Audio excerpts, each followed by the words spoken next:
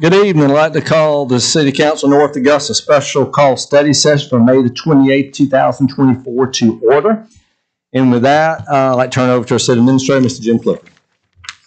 Thank you, Mr. Mayor. I hope Council and our citizens enjoyed a long weekend and opportunity to memorialize our fallen. So today what we'll go through is 3 items. We get our City Council agenda for next week, followed by department details, and then under focus item, we're going to have a tourism update for the council, which is very similar to the one that was given to the Chamber of Commerce, although there are some updates that are now included in that as well.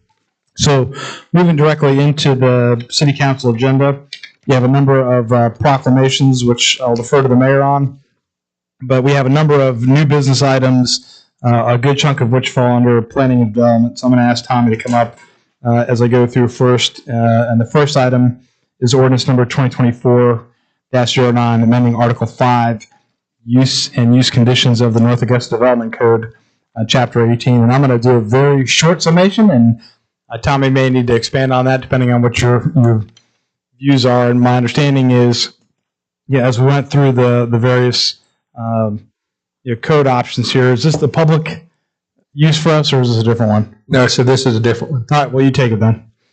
Mr. Mayor and Council, this change is proposed by the Planning Department, and I was actually sitting down with a developer talking to him one day about single family in the downtown mixed use 2 zoning district. And when I got to looking in the use chart, I noticed it wasn't allowed in the downtown mixed use 2. And I go, well, that doesn't sound right. And as I got into it, basically it looked like the things that were supposed to be in downtown mixed use 1 got put in downtown mixed use 2, and downtown mixed use 2 got put in downtown mixed use 1, and we didn't catch it when we were reviewing it. So what we're trying to clean up, or so to be, it would be to permit duplexes, quadruplexes, single family attached, single family detached, and triplexes in downtown mixed use 2. And then to prohibit duplexes, multifamily, quadruplexes, single family detached, single room occupancies, and triplexes in the downtown mixed use 1. And as I'm reading through this, one thing that I've noticed is that if you notice in the downtown mixed use 2, there's not the way this is written would not allow multifamily as well. That's something you may or may not want to allow there. Tommy, just to make sure, so give us some perspective. So downtown mixed use 2, is that beginning about where Beacon Bluff is? Yes, or in West Avenue in that area. Or west, in the core from the church, or look way down to the core of North Augusta to Clifton is kind of downtown 1, right? That's 1. And if you take the old downtown and you take George Avenue, just like you said, that's 1, and everything else is 2. So so west going all the way up the snow cap is going to be considered DT. Downtown 2? Yes, sir. Okay. So west and then that part B. That's what I thought. I just wanted a clarification when we talked down 1 and 2. Now, on the mixed use 1, you said that's basically like the old downtown on Georgia Avenue, more or less? That's George Avenue from about Lookaway down to about Clifton. Or Bluff, actually. So downtown mixed use 1 would not allow any kind of living areas. Am I hearing that correct? Actually, it would allow residential over a store. That's what I wanted to clarify, because I was thinking that, downtown Augusta has some of that, and that could be something in the future. So as long as that's allowed, residential over commercial, yeah, okay. And that is a residential dwelling above commercial use would be permitted in the downtown 2, or downtown 1. So Tommy, what would be the justification, or why would we want to eliminate, I understand single family and maybe even duplexes, but what would be the reasoning for eliminating other residential other than over, I mean, again, I'm all about putting the residential over commercial, but multifamily, I mean, looks like it wouldn't allow like well, I know we're somewhat limited at high rise, but a taller townhome type building like the one that was just built on West Avenue would be disallowed with this change as well, correct? Correct. And the question there is from on Georgia Avenue, on Main Street, so to speak. Georgia Avenue from Look Away to City Hall. Do you want an apartment complex in there?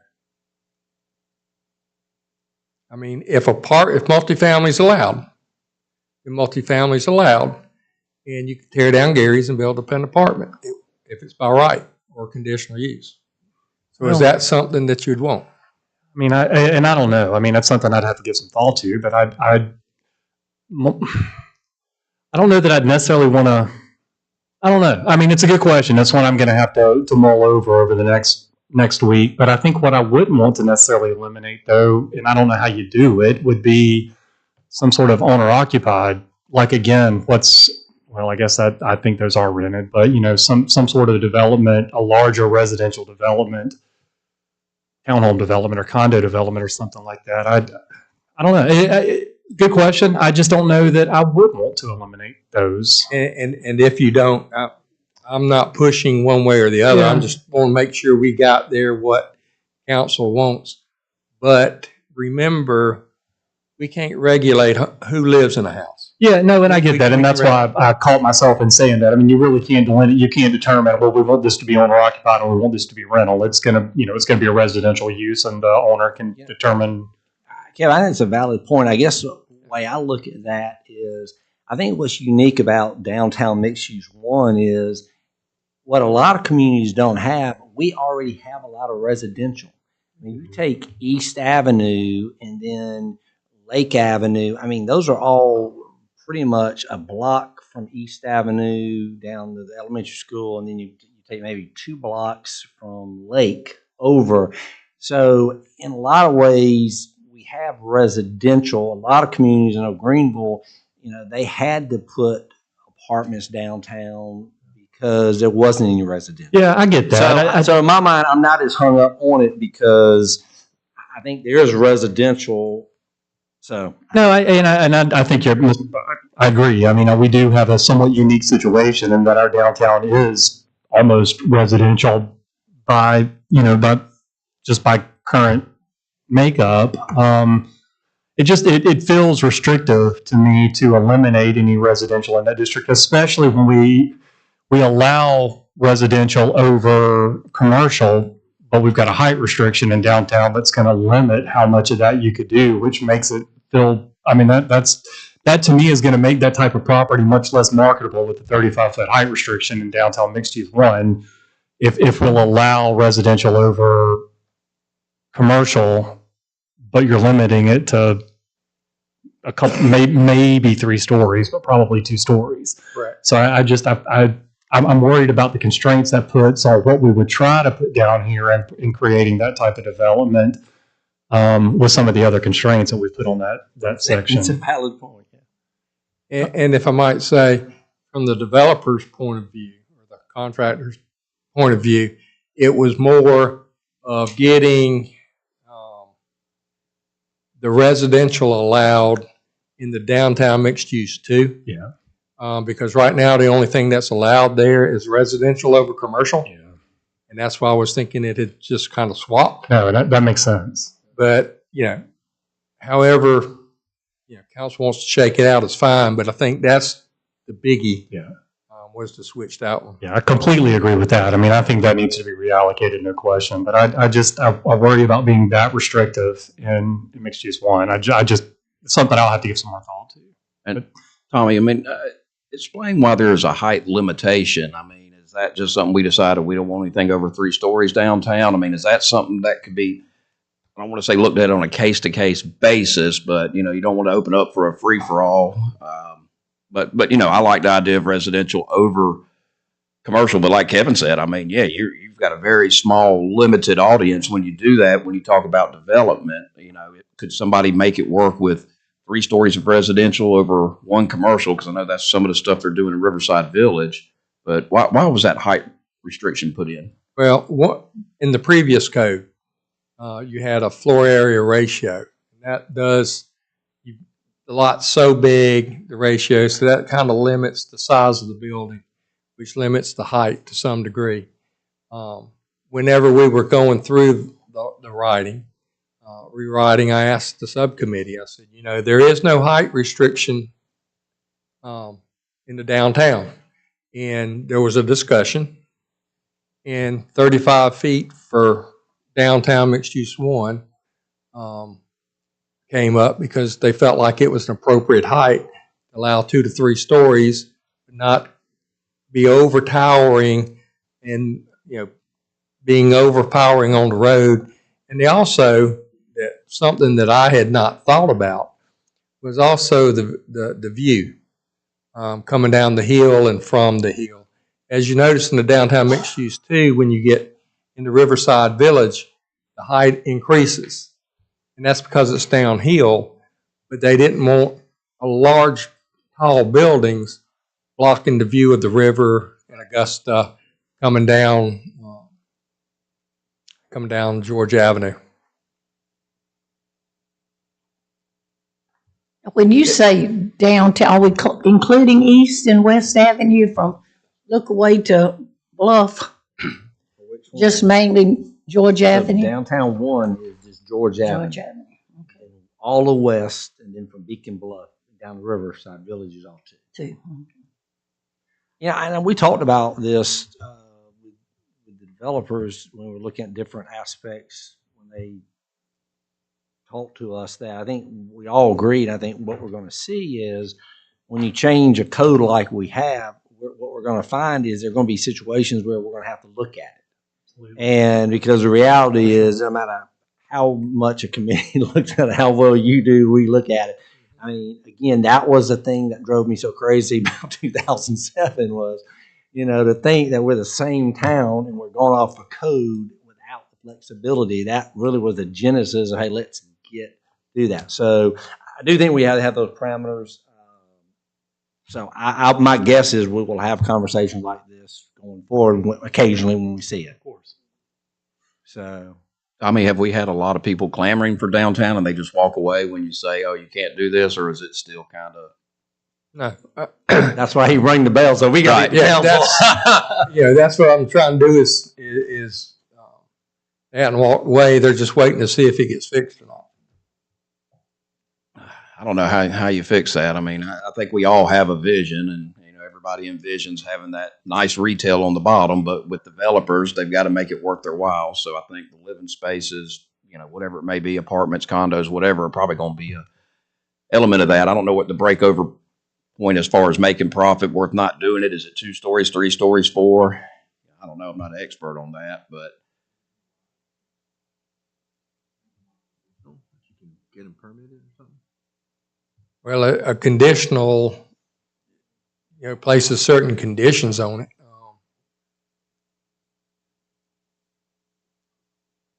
I'm trying to think of what conditions would be. variance. Yeah, the variance. I think it would be the height restriction because, I mean, if right now you can do retail over commercial, the only issue would be is the height restriction, correct? Yeah, you could always ask for a variance to the height. You can ask for a variance to anything in the development code other than use and density. That's what happened with the Piedmont hospital that Yeah. the Star used to be. That was the whole issue was, they had to ask a variance that didn't get the variance and turned it into What it was, right? So the variance does give you that flexibility to where if it warrants it. I think you would still want to be sure we have consistency downtown, though. You don't want just one high-rise building going up and then surrounded by low-lying at same. So I think consistency is probably also very I important. think so too. And I don't think you want to create a code that if we, I guess if we found that there were variances being asked for, then that's a sign that we probably need to relook at the code. But I worry that totally understand the change to mixed use too. I mean, that makes that to me is a no brainer. Why it happened, I was on the committee. I don't remember, I don't know, but, I am a little concerned that we're being too restrictive on mixed use one. I think if we allowed some of those uses, especially, and I get what you're saying about having an apartment complex in mixed use one, and I've got mixed feel. I don't know. I think it's a great question, and it's one I need to think about more. But some of these other uses, if especially to incentivize residential over retail, which is something I think we all probably would like to see down here. I think having that as a sole use without maybe having some more built-in flexibility to the height restriction on there is just going to make it, to me, that just makes it even more, where we're trying to make it more flexible and easier to use, that's making it more restrictive. And I just, So which of these are you saying that you want included? Yeah, I mean, I'd probably do personally, if Kevin's code would probably include multifamily, I think. That'd be the only Probably one. quadruplexes, obviously residential dwelling above commercial, and maybe even triplexes, I think, as a permitted use. But, I think, I don't know. I would want to see a better example of what those are. Those are done in other communities.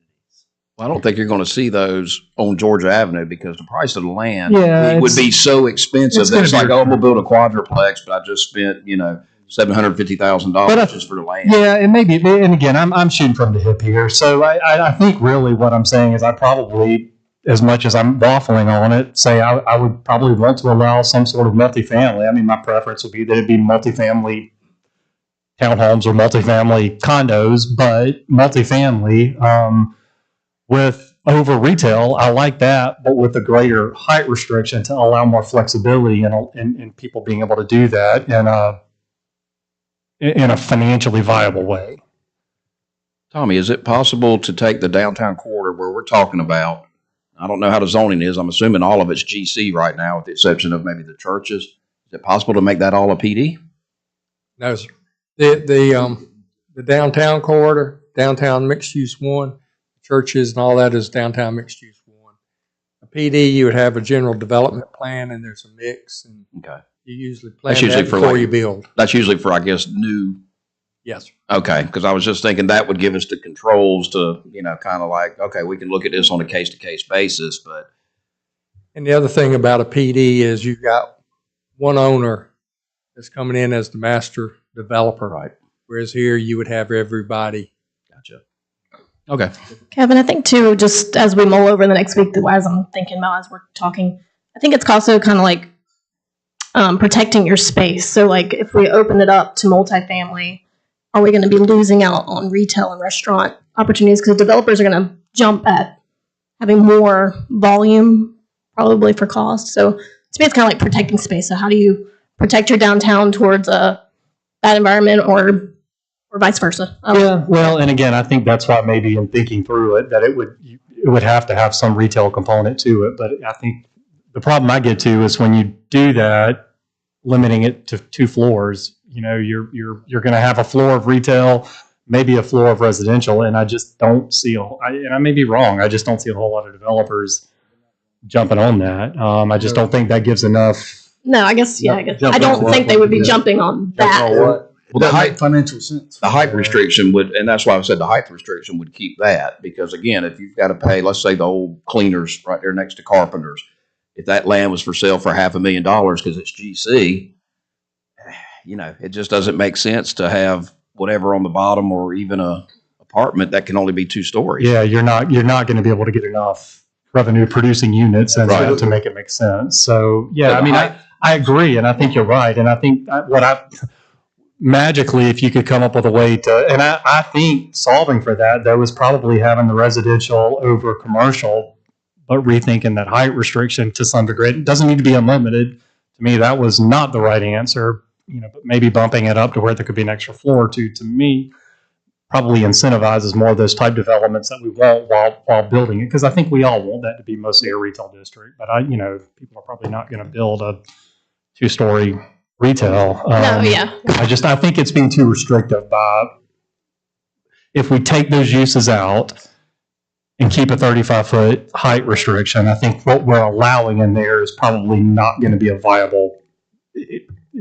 So let me ask you this. So do you want to move forward? We all agreed downtown mixed use 2 makes sense. 100% support And that. what I'm hearing is that really what we're talking about is, we need Tommy to kind of look at the height piece, do a little bit of homework with that, see what that looks like, that if we increase the height, then do it in a way with the residential over retail that way versus just plain these other ones. Yeah, So that's what, so are y'all, that's kind of consensus. So Tommy, you kind of understand, Jim, what we're trying to do?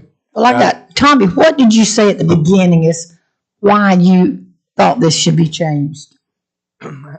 Talking to a developer, and we pulled out the use table to see what could be built in downtown mixed use 2. And the only thing residential that could be built in downtown mixed use 2 was residential over commercial. So when I got to looking at it, I got my thought process, and I'm not saying that I'm right, but I'm thinking downtown mixed over commercial, that ought to be downtown mixed use 1, and all these others should be in 2. And so I was just swapping them. But there's a lot of good conversation here tonight, and maybe that's not the thing to do. Maybe I think we're good on 2. So I think we need to punt to you about 1 and really what the real key, what I'm hearing is the height restriction. We need to address it. Somehow, probably, whatever reason, we didn't think through that, and we still may not, but that's kind of what we need to analyze a little bit better. So, Mr. Mayor, just to kind of recap, we'll take this back for action within the staff. I would say we would not present this again until the following study session at the earliest. Oh, yeah. It may take some additional time for us to work through. I don't think we're up against a hard time standard. No rush on that. Right. So we won't try to jam this through for the next city council meeting. We aren't trying to do that. Well, what was the builder, the one talking to you, wanting to do? Did I miss? single family detached. Oh, he's wanting single family. Yes, ma'am. Don't despair. So the next one we have is also a planning and development item, ordinance number 2024-10, change the corporate limits of the city of North Augusta by accepting the petition requesting annexation by the landowners and annexing 3.65 acres of property located on Landback Way and owned by IVCO LLC, first reading. And so this and the next action, which is to amend the zoning map, are also, they're linked actions. And I think if you had read in the Post and Courier, based on the actions of the Planning Commission, there's a request to add 4 basically 1 acre lots or thereabouts, and those are visible from I-520 just south of Fire Station 3. So if you're heading northbound on 520, coming up on the fire station on the left-hand side before you cross Belvedere Clearwater Road, that's where they're asking to add these homes and these lots. So I'll defer to Tommy on any further information. You've got that in your packet there, but they're looking to annex into the city and also to be zoned appropriately for them to put single-family homes on a larger lot there on Landback Road. We don't get that very often, so. No, we don't. A large lot, it's got, so to me, that's not a brainer. And here's the thing too is it's cleaning up a mess. Yeah, I think it's Half great. of the lot is in the city, half of the lot is not. The half that's in the city is zone P, public use, so we need to rezone that. And then annex the other, and then they could move forward with their subdivision. I think it's a great one. Thank you, Tommy. Yeah, so those 2 items are linked. Those are for the same development. Those 2 actions go together. So if we're going to go for one, it would be helpful to do both because that's what it's going to be required for us to allow them to move forward on that development. Yes, City Attorney Kelly.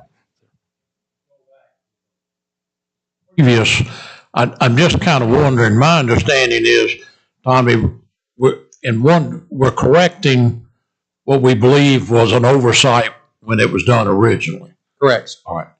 And now we're talking about doing that, but maybe change a height restriction, which would also be a text change, isn't that correct? Yes, sir. It would have to go back to the planning commission. Yes, sir. My question is, are we better to go ahead with the ordinance as presented and get this change done, get it corrected, and then you can go ahead with the request for the height change, and that would be another. What I'm concerned about a little bit right now,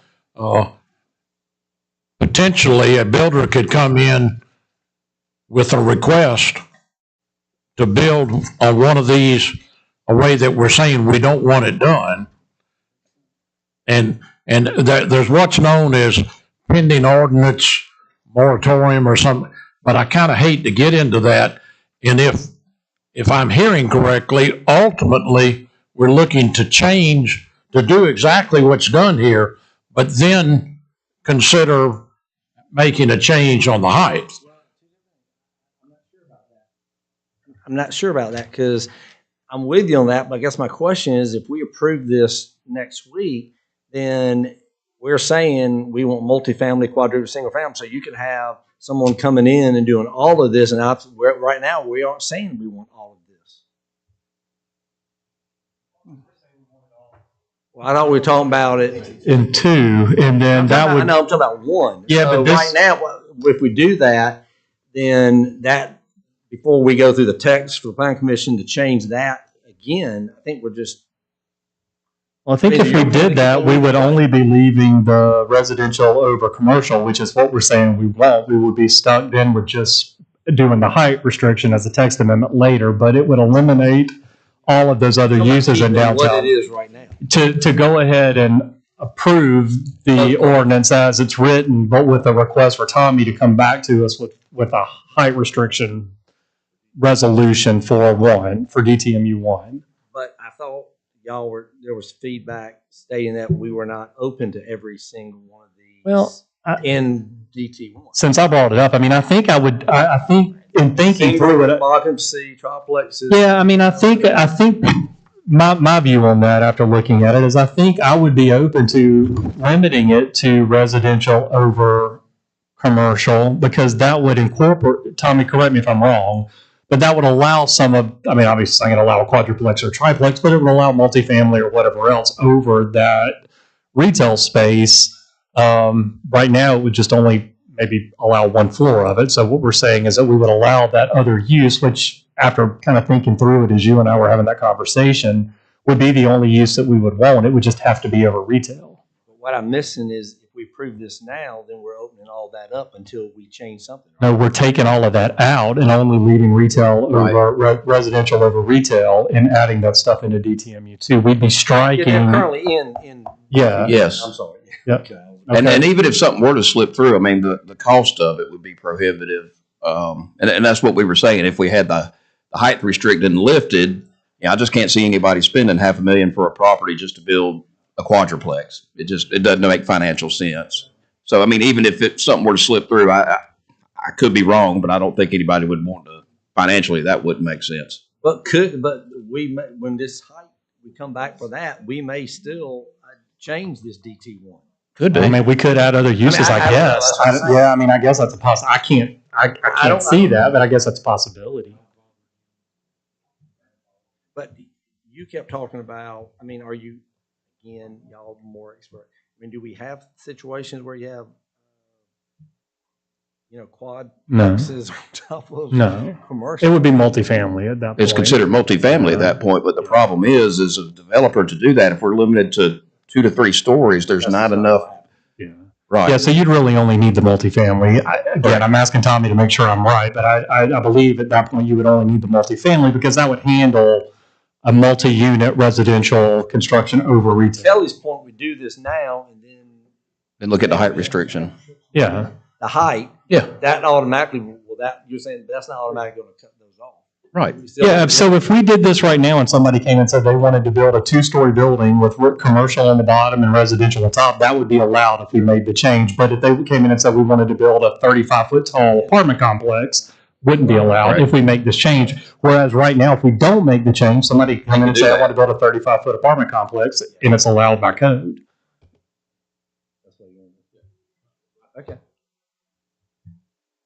So what's my marching orders now? Did my marching orders change? No, Do it height, like height this and then restriction. come back and do that. I think it did change because I think we're saying that we probably do want to go ahead, and I agree. I think that's a good point, Mayor. I think we do probably want to go ahead and consider this, but with the marching orders, if you will, to come back to us with some options on changing that height restriction to allow a taller project and that, but still limiting it to residential over commercial.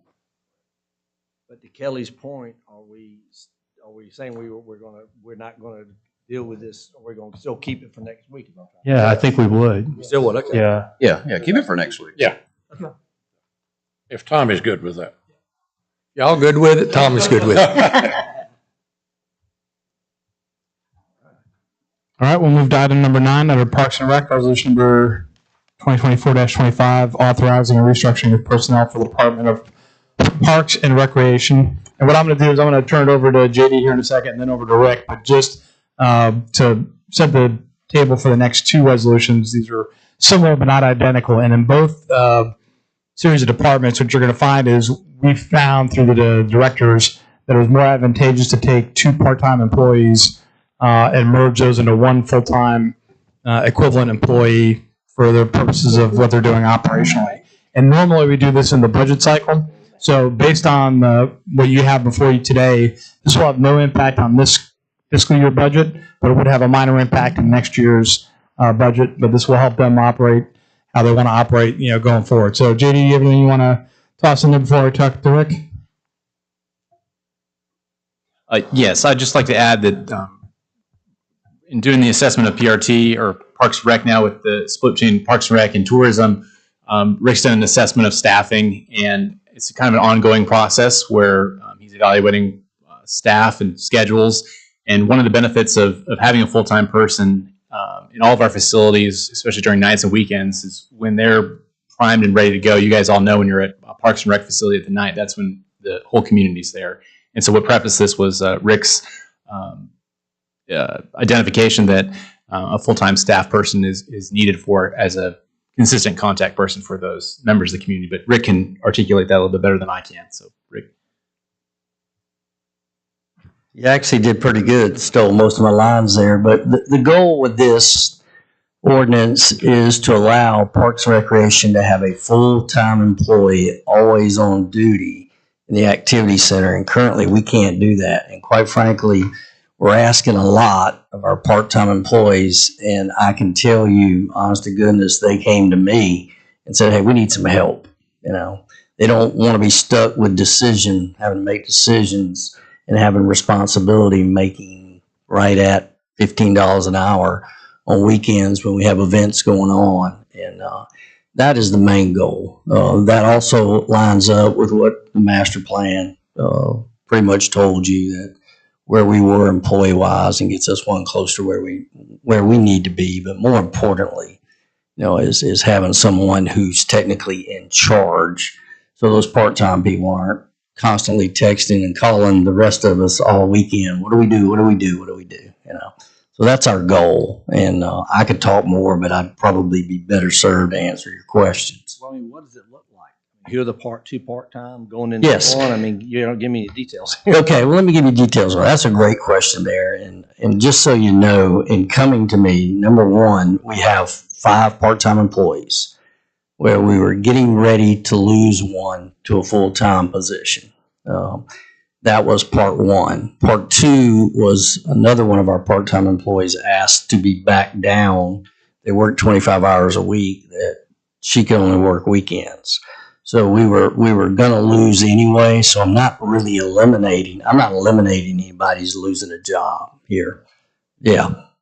And one of the part-time will I expect him to be a candidate for the full-time position that we will advertise if you approve it. And what's his out? Like, will he be there all day on the weekends? What would be the hours? Well, we won't stick him with every weekend. I don't think we do that to any employee, but when we have events on the weekends, we're currently open 88 hours a week on a normal week. When we have an event or tournament, we're 100 plus hours. That's 7 days. And that person's going to work on weekends if the tournament's running 9 to 6 on Saturday, they're going to work 9 to 6. If the tournament's running 9 to 6 on Sunday, they're going to work 9 to 6 on Sunday.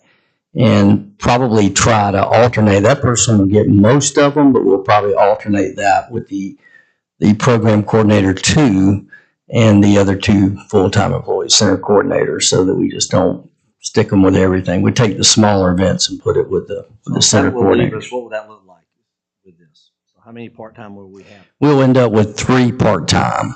3 part-time. Mm-hmm. Just 1 full-time person. Correct. Will this person, Rick, work Monday through Thursday or just? Oh, absolutely. It won't be just weekends. Yeah. They'll Well, work. like if y'all open till 9 o'clock Mm-hmm. and you've got the part-time people there. What we're trying to do, like Monday through Thursday, we're open 6 a.m. to 9 p.m. So you're really covering 2 shifts there. And that's what we're trying to do with full-time employee. Monday through Friday and Saturday and Sunday. Always a FTE there. I think it's a good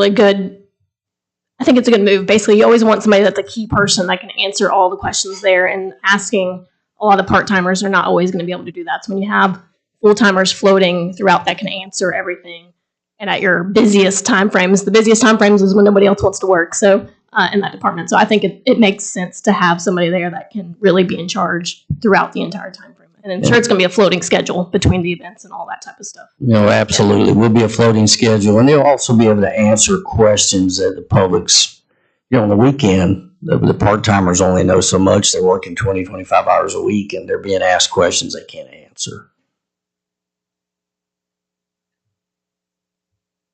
Any other questions for her? Yeah, sounds good. Okay, thank you, Rick. Thank y'all. Appreciate it. Uh-huh. All right. And likewise, we're going to have another discussion about the next resolution, 2024-26, which falls under finance. This essentially takes a part-time employee that's in finance, or a position that's in finance, and a part-time position that's in Public Works' building standards, and combine that into one full-time equivalent where they will be splitting hours between one employee. And this is a prospect that was brought to me both by the finance director and the Public Works director, and came to an agreement there. But I would defer if Linda or Tom had any comments they wanted to make about what this is going to do for them. My understanding is that the finance department has a part-time position that was authorized in this year's budget. They've had a hard time filling that position. We have a part-time employee in Public Works that is looking to have additional work responsibility and hours and wants to be a full-time employee. And so I'm not sure if Tom and Linda have worked out where it's afternoons or mornings, or 3 days a week in one department and 2 days a week in another.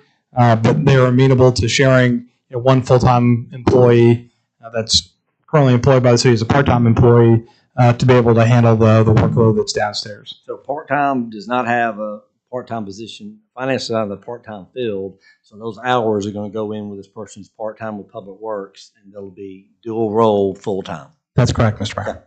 Did I get that right, Linda? Okay. I mean, personally, I don't like part-time positions for city stuff because, like you say, the challenges of finding somebody, especially for a role like that. I like the idea of splitting it because, Tom, you may not have but 10 hours worth of work one week for this person, but Linda's like, hey, I can keep them busy. I think we should look at that across the board, in all departments. What are some of those responsibilities between the two of you? Give me an idea of what this person will be doing, please. So mainly what my position is needed is the hours are going to vary from week to week. So we're pulling them in on due dates, disconnect dates, and when we send the late calls out to help us with the phone calls and processing all that work. We will also need to call them in when one of our employees is out on vacation, or out sick. So the trouble with my end of it is our hours are just going to be fluctuating every week as to what days and what hours I need my part-time position. And then Tom believes that working with the permit clerk side, she doesn't need, or her hours are flexible on that side as far as when they need her. So they'll be able to work with my schedule on that end of it. We're taking part-time from permit? We'll be using the part-time permit clerk and the That's what I'm part-time, saying. yes. But we'll have, the only person's coming from permit. Yes, so, Okay. yes, and then physically, we're just right across the I'm hall, so with it you. makes an easy transition on that as well. Right, all that's right, but also this this individual that we currently have with the new, she handles permitting and business licensing for contractors. So with the new the software upgrades that Linda's working on, we'll be working in the same software suite. So this person will have knowledge of that software suite, so she can transition back and forth among, we believe, pretty efficiently, and be able to handle both roles. That's a good word, efficiency. I like it. Okay. That's great. All good with that? Any questions? Good job. That's awesome. All right, and with that, we've completed the agenda review for next week, and then we'll move into department details, and I'll turn it over to Jamie Pollers, City Clerk. All right, for department details for this evening, first up, Linda. Shouldn't have sat down. First up, we've got a Cycle 1 due date on June 3rd, and second is our Cycle 2 disconnect dates will be June 4th and 5th. And that's all I have. Thanks. Next, Public Services, James. Mayor, Council, we have a couple of divisions that's starting out with a couple summer programs this week. Mosquito control spraying will start and continue until October the 23rd. Property maintenance staff will travel through various areas of the city operating spray equipment during the hours of 3 a.m. and 6 a.m. on Wednesdays of each week. We encourage residents or anybody who's interested in mosquito control to visit the city's website, property maintenance page. Moving on, sanitation department will be conducting commercial dumpster inspections and maintaining them, checking the enclosures, replacing pieces and parts as needed, and painting the dumpsters to keep them looking as nice as we possibly can. How long does that take, you think? I'm How long will sorry? the process be? The inspections, how long will that take? Timeline? Yeah. It'll take the remainder of this summer and roll to the next summer as many as we have. Yes, sir. Any questions? Okay, next, I Tommy. can just add also that James has that on the street now through the bids and RFP page, the solid waste transfer station. So that's out there for competition, and we'll be opening the bids next month. Okay, Tommy, Planning and Development. I'm back. Mayor and Council, the Planning Department will have the BZA meeting on June the 4th. And also, the code enforcement has been busy, and they've got 2 lots that they haven't gotten compliance to after sending notice to the property owners and getting bids and sending out the notice that, hey, we're coming to clean it up, that we've still got the lots not cleaned up. And so that's 26 Rapid Court and Kip Road off of 5 Notch Road, and they'll be cleaning those this week. Thank you, Tommy. Hey, Tommy, real quick, on the involuntary cleanups like that, do we bid it out every time, or is that Yes, sir. something maybe we could do in-house? I don't know, just to speed up the process? Well, one of the things is we want a good, we need to, unless we do it in-house, we have to do it, do a bid every time because the job is different. Every job's different. And by bidding it out, one is public services, they're busy. They're maxed out. And 2 is we get this property cost X amount to clean up because here's the bill from the guy. So when we put it on their tax notice, there's no dispute of us fudging on it. Right. And the only reason I say, because, I mean, I don't know about y'all, but I get calls, so-and-so ain't cutting their grass. And I've explained the process and I've had them call you. But, you know, I don't know how long the bid process takes. If it takes a day or two, that's something. But if we got to put it out for bid and it's got to be open for 2 weeks and then you got to review all Well, the time is before the bid is where it takes time. Right. By law. Well, no, I know that that process time. No. I understand that part, but I'm just saying if we could speed it up a little bit, because, you know, it's going to take a month or two under the way the process is. But I was just wondering if we just have one contractor that we contracted, or kind of like we do with the towing rotation, something like that, put it open to bidders. We have a list that we email out to, and they give them a week so that they can go by there, look at it, and then we get the bids back in, and then we've got the bids. Then we have to give them notice that, hey, we're coming and this is how much it's going to cost. And that's another 7 days there.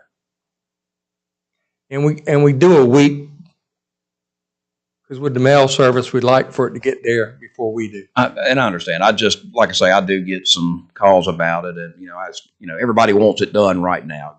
You probably get more complaints than I do, but I do get them, and they're like, "Well, I want," and hey, we've got a law we got to follow. So I was just looking at a way if there was a way to streamline it a little bit. There is, and basically we try to get code compliance and try to get them to clean it themselves. So, and if we get to the point where we have to write a ticket and take it to Kelly for him to prosecute in court or before the judge, and there's 6 people sitting there, I want them to say, you know, they had a chance. Not that could have been me in my yard. So that's the reason why it takes so much time. We're building that case against them so that we've given the citizens an opportunity. Thank you. Now, these are certified letters that go out to these people. Yes, ma'am. And they may or may not sign for them. We may get them back. That's right. They're not. And what we have started doing is we've started, in addition to sending a letter to the property owner, if it's rental, we'll send one to the tenant, and also put a door hanger when we do the second notice on the door of the house as well, trying to make sure they're notified. What we have found out over on Metz Drive as we've towed some cars out of there is a lot of those apparently was left from people that rented before the people that live there now, and they just left them. So a lot goes on there. Oh, yeah, I know. Always complicated. Sure. Thank you, Tommy. Okay, next up is Chief Johnson, Public Safety. Good evening. Hey, Chief. As you may have saw on Facebook last Thursday, we were doing some training in the Riverview Park area. One of the things we're training on is perimeter training with our canines. So you may see an increase with police cars with their emergency lights on in the area. We just want to let you know it's not an emergency. We're just out there training, make sure everybody's being safe. We'll be in the Hammond Hills area and the Georgetown Drive area just outside the park. Also, this Friday, the CAT team is putting on a charity softball tournament benefiting the wrecking crew so that they could help them continue to raise some money, see if they could help out down there and finish up the Miracle League field. And the wrecking crew is going to play before that game. Yes, ma'am. I think they start at 5 o'clock when their game is, and then we play after that. So come out and see us. And then Captain Sherman, he's been working since the first of the year. He just continues his work with the Opioid Substance Abuse Steering Committee, just trying to do the best we can to help out in Aiken County. Well, Chief, Lieutenant Velasco he's doing an incredible job continuing with the PR, with social media. It's fantastic what y'all putting out there. Thank you for that. And the CAT team, I'm really enjoying talking to citizens about it and letting them know. Yes, sir. It's huge. So thank you. Thank you. Next up, Rick with Parks and Rec.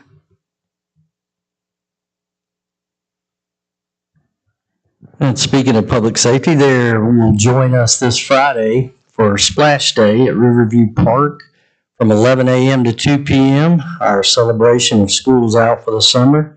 Free hot dogs and Cokes for kids and parents, and slip and slide. So we look for another big crowd on Friday. Hopefully the weather will cooperate with us.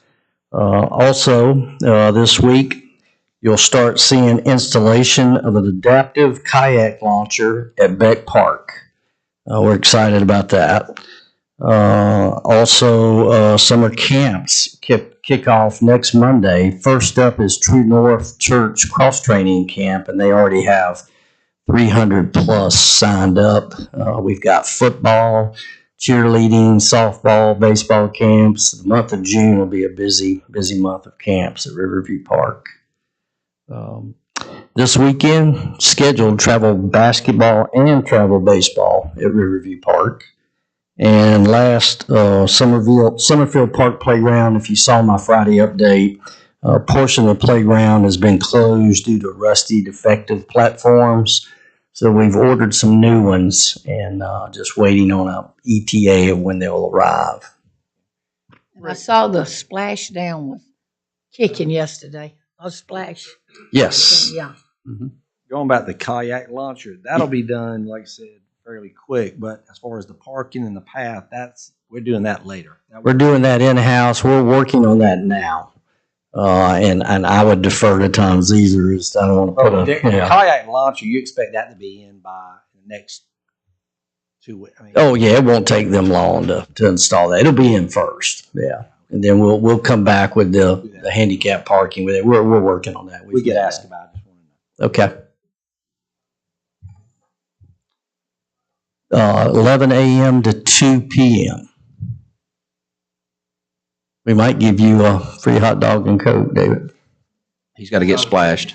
Hey, Rick. Yes. I've been getting a lot of people asking, do you have an update on the Riverside Village dock? A lot of people. Yes. So I told you in my update, I'm going to learn a valuable lesson from my boss to my left, that the dock was going in the river on May the 30th. And of course, there's been another delay. So I'm going to call it early June. Yeah, would be, yes. So I'm going to learn not to put a date down there. Yeah. And Rick, I just want to give you an attaboy because I know I've been probably the biggest proponent of this, and I'm like, hurry up, do it. But I rode by yesterday and saw it from outside with the observation deck.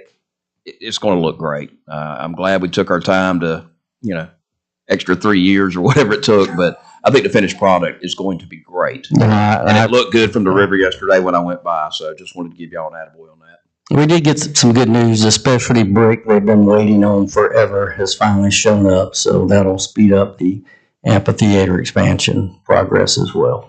And we also have June 10th All-Star Softball. You are correct. Monday, Tuesday, and Wednesday, of which I am not coaching this year because I lost. Yeah. Can't believe it. Thank you. Thank you, Rick. Appreciate it. Next up is never lose. Tourism Department, Carl. Okay, good evening. I just want to pass on a couple of quick hits here. Early voting started at the community center this morning. Those hours are 8:30 to 5 o'clock Monday through Friday, and that's going to go through Friday, June 7th. Just to make you aware that anybody that votes in Aiken County can come to the community center. So even if you work here in North Augusta, you might live in Aiken, you can come by the community center. There's 2 other sites in Aiken County, in Aiken and Wagner. And the other quick hit is Music in the Park continues this Thursday with a gift of dance, and next Thursday's Over the Hill Gang with 60s and 70s music. And I just want to pass along, those are always rain or shine events. We always have the banquet room community center reserved, so even if it's raining, come on out to that. Okay, next up is Tom with Engineering and Public Works. So just one update this week. We have a contractor, a paving contractor began work last week. This is a contract that we awarded earlier in the year through a $100,000 allocation in the 24 budget. And so this contract is to perform some repairs to some city streets. They began last week on Rippling Creek, which is in Woodstone subdivision. And today they worked on Gustav Court in Wando Woodlands. On Thursday, they'll be working on a portion of Old Walnut Branch, that's in Walnut Grove subdivision. And then they'll finish on June 3rd with Robinson Road Courts A and B. And again, this work is just to perform some repairs of some deteriorated road segments. It's not resurfacing. It's just to make some repairs and hopefully bridge the gap until we have some resurfacing funding, again, hopefully in CPST 5. Hey, Tom, is DOT done with Martintown Road, Georgia Avenue, as far as you know? I mean, it looks like they did a great job, but I was just curious. I don't think they're complete. Okay. Knox Avenue is on that. Knox is on there too. Part of that project list.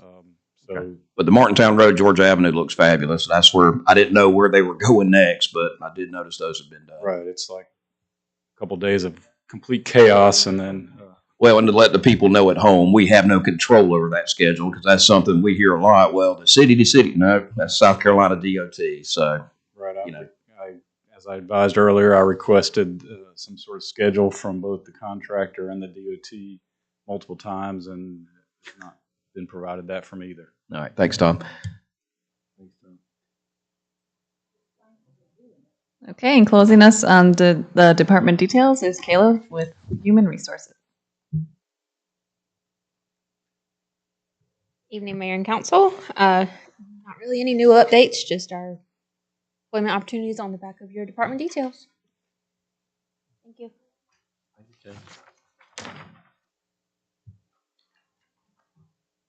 I'll turn it back over to you, Mr. Clifford. Thank you, Jamie. And so for the final event this evening, we have a update from our tourism manager, Carl, who's going to walk through kind of some of the actions that have occurred to date and kind of where tourism is going. But lots of great things happening in that department, fully staffed, which is great, and they're moving out and drawing fire, as they say. So, Carl, I'll turn it over to you.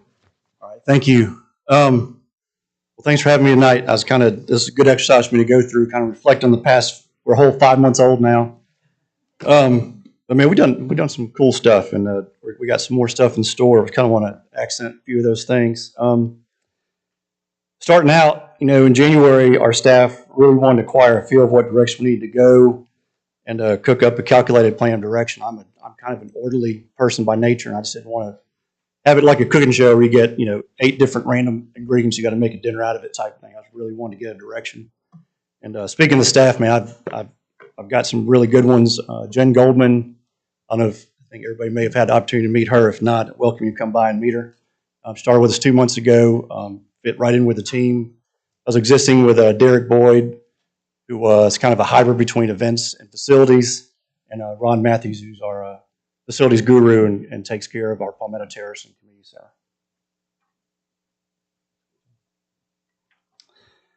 Tourism in North Augusta. Starting out, man, it was kind of some weird conversations I've had. They thought, Myrtle Beach tourism.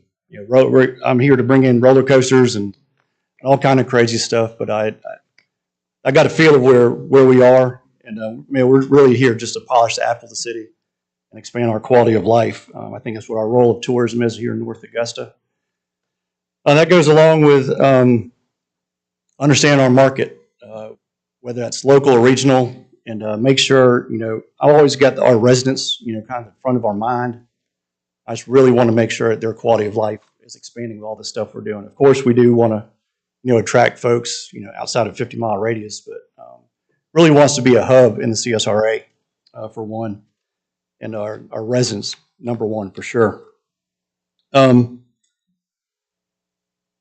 So tourism, to me, is just telling our story about what we have to offer. We need to do a good job of telling, what we have to offer, what makes us unique, and what's our photo op. These are things I always ask myself when going through all these things.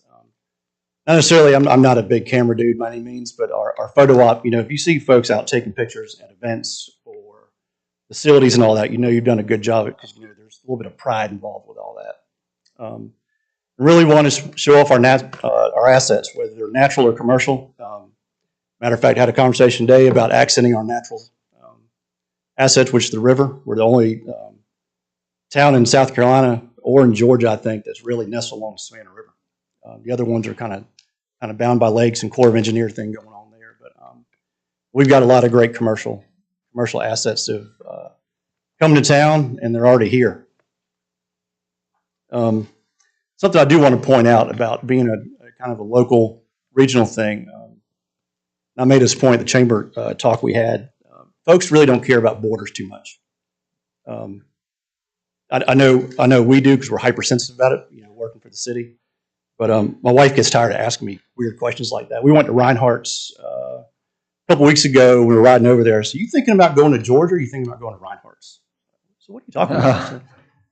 So, if you got cool assets, people are just going to come over here and check it out. They really don't care about hopping back and forth to that river.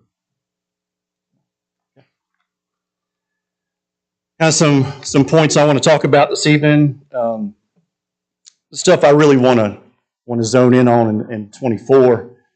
Refocusing our facility usage, namely the Palmetto Terrace and Community Center. Also, the amphitheater, as Rick mentioned earlier, is going to be online here soon. Our events, bringing some new stuff in, and also embracing our traditional events we've had year after year, experienced success with.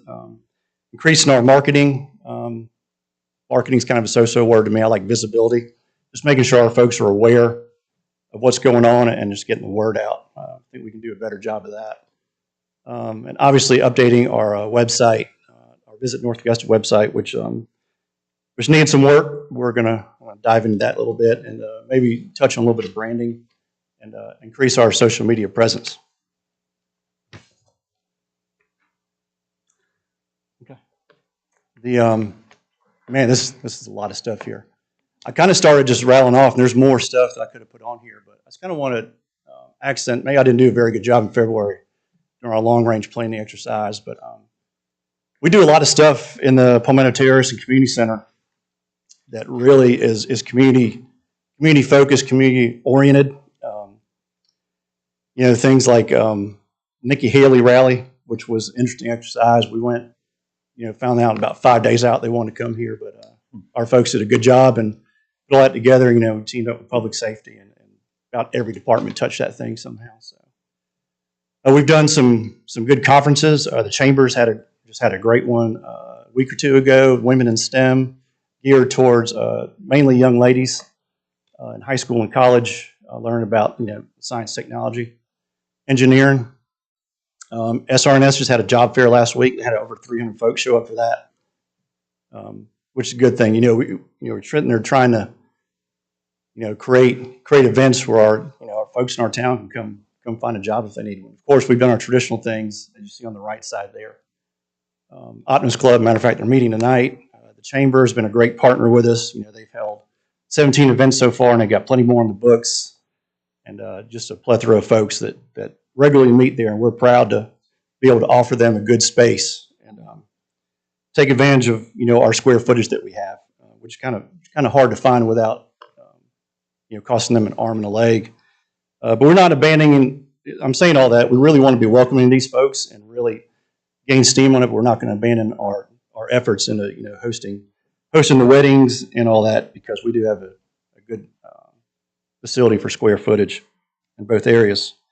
We're going to take advantage of an ATAX grant later this year too to make kind of a good meeting area that so maybe some businesses in town can have a good kind of a tech savvy meeting place to have their offsites at.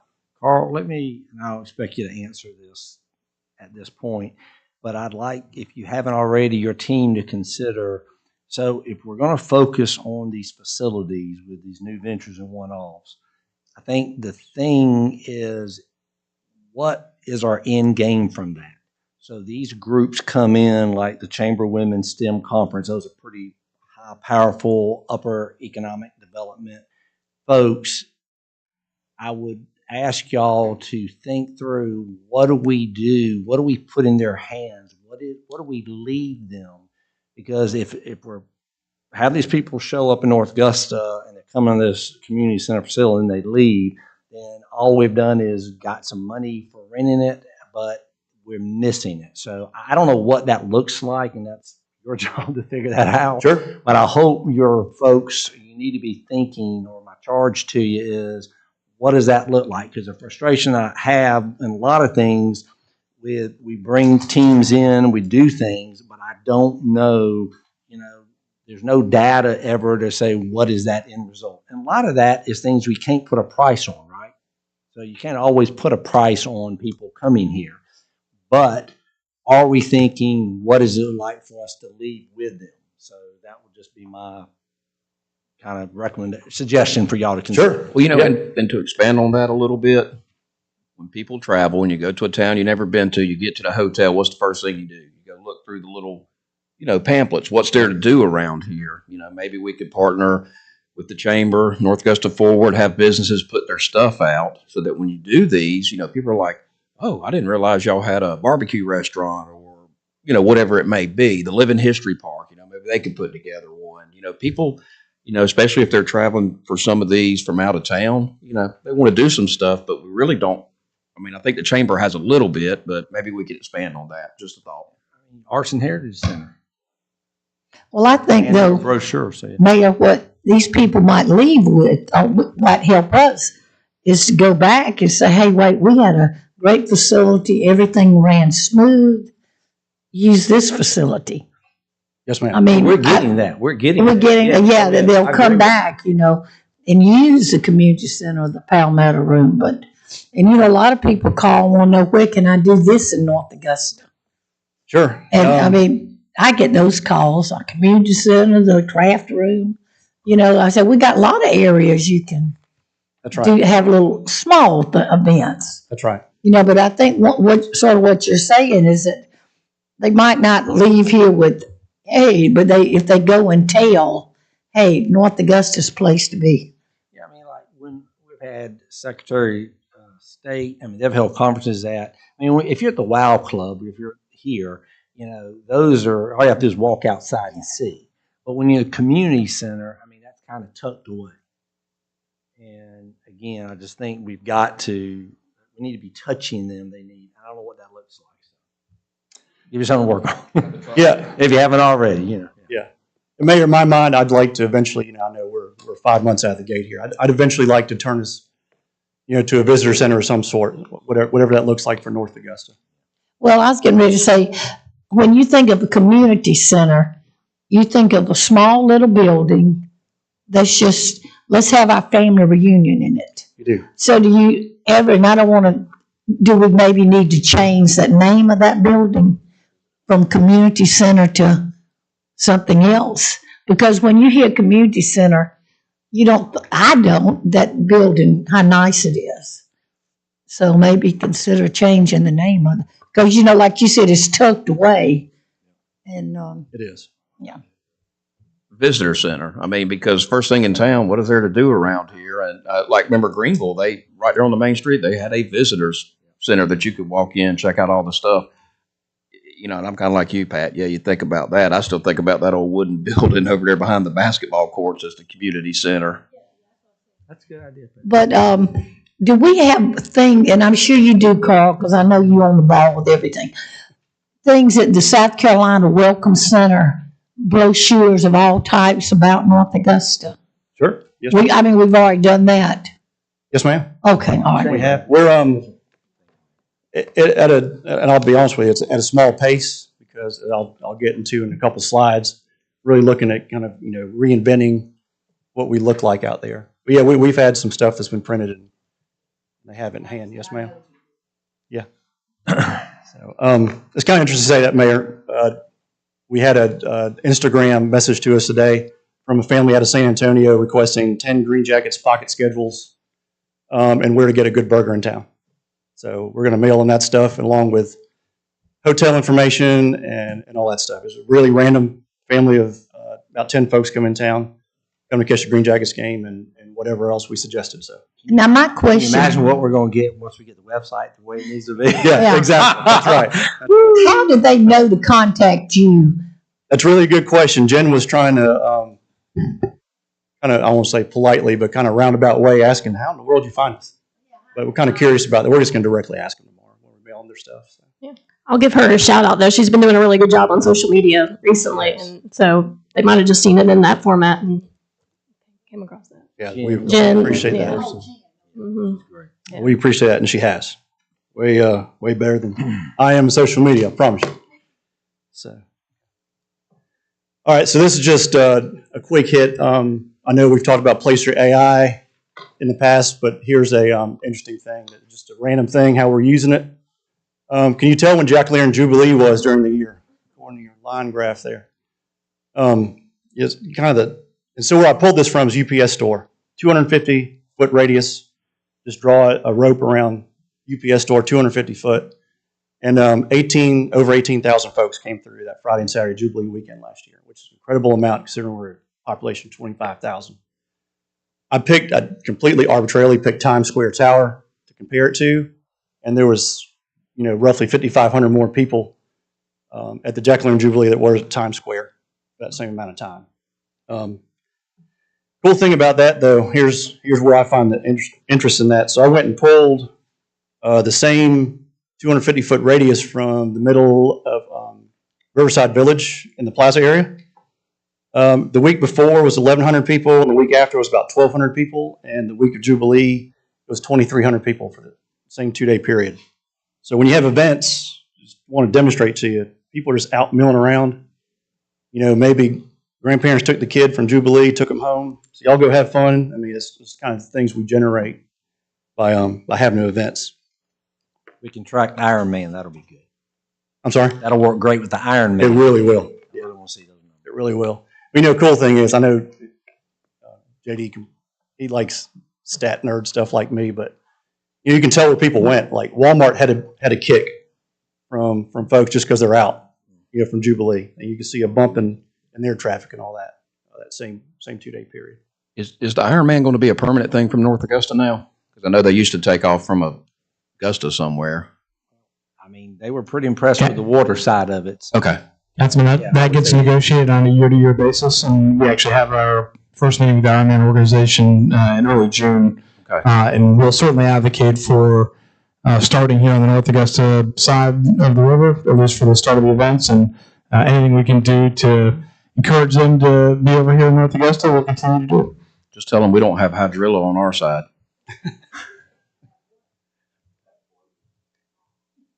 That grass mat you see in there? They know. Okay. So why? I kind of already hit on this, but why do we do events? Obviously, there's some events like conferences, festivals, and all that generate room nights, and the get there is obvious. You generate accommodation stacks, and folks come in town, using our restaurants and all that. But just the ripple effect of our local economy, folks in there eating at local restaurants, gassing up here. But it's the good thing about North Augusta, size we are, is if somebody needs something, we got a guy. If your starter lets go in the parking garage, we've got a guy that can fix that type thing. I was talking to some folks that were in town for a state conference a few weeks ago, talking about their kids' life. If you need to get the kids a souvenir, go down to the Orange Otter and pick them something up. Things like that. It's really a benefit having good amenities, all in a tight radius here. If I could put a plug in for Carl, not to interrupt, but we've had a number of state agencies and commercial entities want to host something here in North Augusta, or at least explore the opportunities. And all I'm doing when I get those phone calls or those correspondences, I'm turning it over to Carl, and then he's immediately working with hotel owners, with the River Club if they're looking to do a golf aspect of it. Really gives them a good sense of what they're going to get out of coming to the city. And what you're starting to see now is a higher level of density of conferences that are coming here, and that's not accidental. That comes through the service that they get from our tourism department and from the other staff that support that to make that a viable action. And so we're seeing that both in statewide conferences and also regional conferences that are outside of South Carolina that are looking to come here to North Augusta. Some of those on a one-time basis, but also some of those on a recurring basis. We had the South Carolina Economic Development Institute come through, actually did 2 different events this year, and we're now on their circuit, if you will, that we're getting them either every year or every other year because they're getting the aspects out of the town that they're looking for. So it's great to have that now, which I don't think we had in the past, to be able to really have a one-stop shop to to drop those kind of business leads, if you will, to the tourism department, and they make it happen. It is. We're glad to do it. It's easy to sell North Augusta too. One car ride around town. I'm gonna throw it. When the peach jam comes, to me, that's also huge with all those people and coaches. Absolutely. I mean, and I know the mayor likes for us to go down there and greet and meet, like with the Women's National. Sure. But if we had something in the hotels that says this is offered in North Augusta, Yes, that those few days that they're here. See, the young ladies that I talked to several years ago, the girls, they said, well, there's nothing in North Augusta. That's why we want to go back to Chicago. Like, what's there that's other than walking the streets? But if we could do something to, let these people know, and for the young people, I mean, that we got, I know this is Augusta, but we do have a bowling alley. We got putt-putt and around that would be there to show these people when they stay in the Crown Plaza or Holiday Inn or wherever what's the new one, True? That we have something to say this is North. And not only that, I think that would encourage Nike to continue to come. Because I think one of the big things with Nike, and Rick, you can correct me, is the hospitality we show those people. Feeding them and just down there welcoming everybody. I mean, I think that is a big thing. That is over half the they reason why keep this goes. saying no other tournament is like North Augusta's tournament. No other. So if we had something all right, Mayor, get on there and we could all greet and meet again. Like you do with the golf. I just think that just shows, what is it now? Yes. Yeah. Well, don't think Mr. Clifford hasn't laid a hotel welcoming packet for Beaufort, South Carolina, LaGrange, Georgia on my desk. They're sitting there. Oh, okay. Yeah. Well, They Beaufort, had a great visitors guides. if I had to leave North Augusta, I'd go to Beaufort. That's where I'd live, Beaufort, South Carolina. Oh, Beaufort's beautiful. But like I said, I'd just like to see us do, even though we do a lot, and even step out a little more for that Nike Peach Jam. So we're maybe guaranteed they'll be back every year. Because it's at a once a year. I mean, we're going to tell you today, we might not be here next year, right? I mean, there's no contract. We're going to do this for the next 5 years. Okay. Carl, is the tourism website kind of up and running, or still working on it a little bit? Working on it a little bit. We've made some slight modifications to it, and I'm gonna get to that here in a little while. But I was just thinking on what Pat's saying. I think what we're all saying with the hotels and stuff. If they, have something when they check in, say, hey, to do in the area, check this website. It could have restaurants, bowling, whatever. Just something I thought about. Our vision is to kind of make those welcoming bags, and maybe have a QR code. Grab something to eat here, get entertained here, and scan it. It'll go to that web page that we've got going. I lost my train of thought now, but no, we're good. So we have tried to make an effort to partner with our folks who are already doing good things here. The Green Jackets, local media, supporting North Augusta Forward in their efforts with Third Thursday and their Spring Fest, which was a great event. Arts and Heritage Center, I'll touch on that a little bit more in a minute. And the Chamber, they're great roommates. Certainly enjoy hanging out with them. The last thing I'll mention about events, I'm not a good storyteller, but I was in my office 2 weeks ago, and there was sounded like a chihuahua barking outside the building, outside of my office in the community center. And saw a couple folks walk through and using the bathroom. Nothing unusual, public facility, came to use a restroom. Then I heard Tara talking to him. I seen him walk out. And Tara came on. She said, "You talked to that couple that was in there?" I said, "I didn't." So you need to go talk to them. They were asking about opportunities to join the chamber or volunteer at the chamber and see what we can do.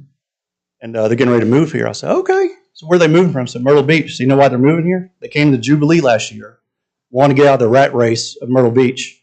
And they were here floating around looking at houses and just walk from downtown, checking out the park and all that. So, which I thought was a pretty cool story. I hate it. I'm going to ask them 400 questions when they come back for good. But they'll be good ambassadors for it for sure.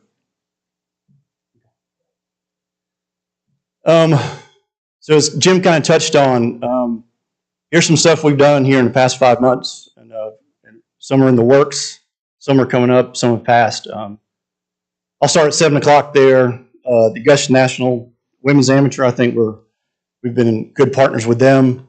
Cool thing about them this year is, y'all know, they got to utilize some local amenities. They took a game in at SRP Park and just happened to line up where open week was that week. And I had a good time with those ladies over there. Ironman is still in the mix. As Jim mentioned, we've got a June meeting with them to see what our role is going to be with them. Marianne, down the Arts and Heritage Center, working with us, South Carolina Humanities. They chose North Augusta as their spot to have the South Carolina Humanities Festival here in mid-September. Looking forward to having that. It's going to be a 3-day deal, utilizing a lot of stuff in town.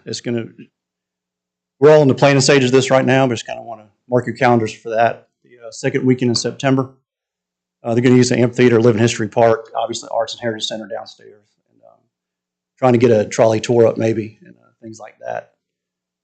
As Jim mentioned, kicking stuff our way. He was at a conference, talked to folks at South Carolina Council of Competitiveness.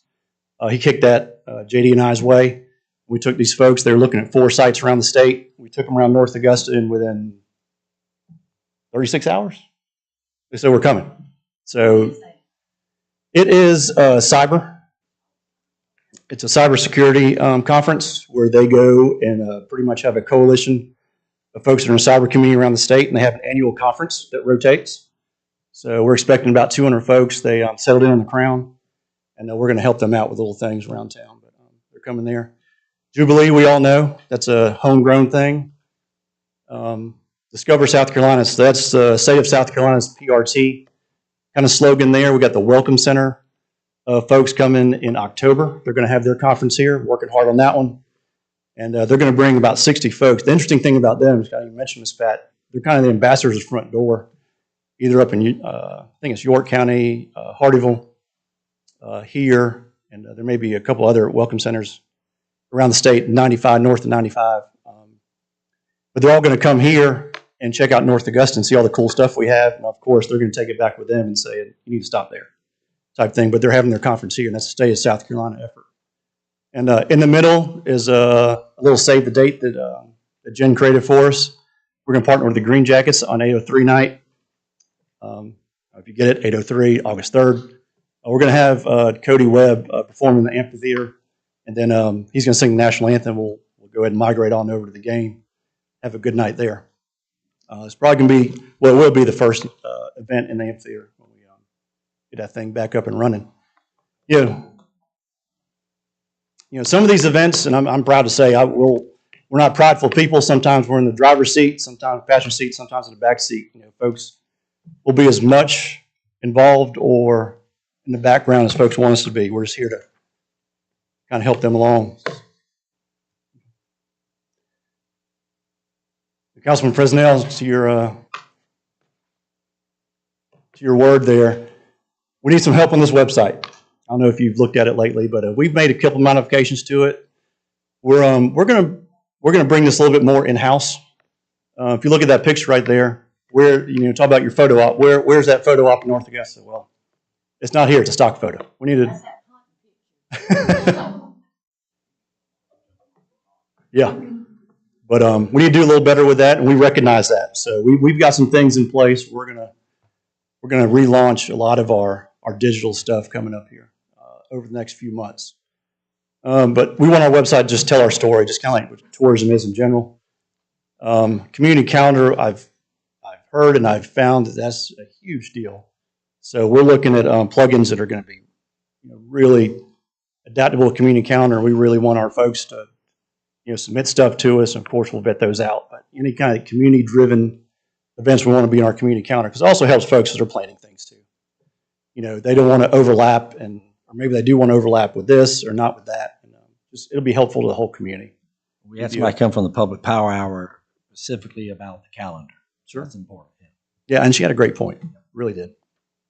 So, and Councilman President, to your point, we really want to highlight, what's going to appeal to folks here. Okay. And lastly, again, not my lane. I'm trying to get better about this, but social media.